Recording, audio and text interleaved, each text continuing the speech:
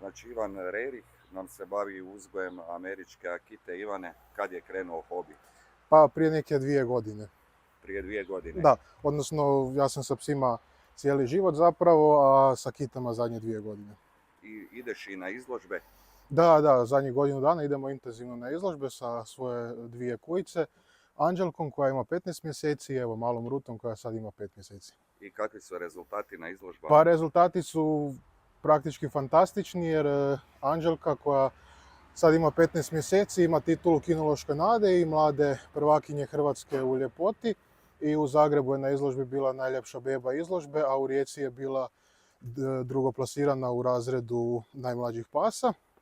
I ima dosta izbora u top 6 juniora izložbe, a Ruta nam je ovaj vikend bila u Osijeku na međunarodnim izložbama i 2 dana za redom je na 2 izložbe bila najljepša beba izložbe, što je fantastičan rezultat i to malo koji pas uspije postići. I je li u planu pokrenuti uzgoj američkih akita? Da, planiramo iduće godine kad one budu odrasle, pogotovo Anđelka, kad budu spremne da imaju legla, registrirati uzgajivačnicu i krenuti malo i sa tim vidom.